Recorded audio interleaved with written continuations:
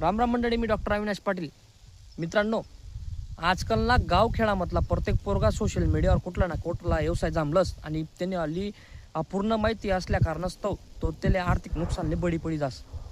आला एकच म्हणणं आहे, आपला गावखेडामधला तरुण गुंता आपला वावरना बांधवरच व्यवसाय शक, पण त्या व्यवसायाकडे आपण दुर्लक्ष करतोस. त्या म्हणजे कोंबडी, बकरी आणि गाय. कोंबडीनं रोज अंडा येस, बकरीना पिल्ला येतस आणि गाय आई रोज दूधनं उत्पन्न देस. म्हणजे रोज काही ना काही उत्पन्न येणारा स्रोत या गावखेडामधला पोरेसले. दुसऱ्यांना आपल्याकडे देखाना दृष्टिकोन काय आहे, या मनुष्याने व्यवसायाकडे दुर्लक्ष करू नका. स्वतःना स्वाभिमान ठेवा. कोणता या व्यवसाय तुम्ही चालू करू शकतस जर गर्वशात तर.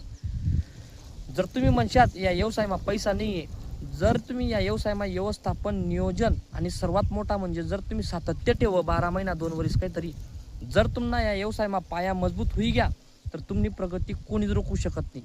एवढं शे तुम्ही या व्यवसायामा रातोरात श्रीमंत होणार नाही तर मग आपली कंपनीच बरीशी. तुम्ही फक्त या व्यवसायामा तुम्हाला पाया मजबूत करा. सर्वात मोठा मुद्दा म्हणजे या व्यवसायामा गर्वालाच निविसात लागस बरं का. व्हिडिओ कसा वाटणार कमेंटमा सांगा आणि आपला पेजले फॉलो करा आणि नक्की आठवण ठेवा. राम राम, जय खानदेश.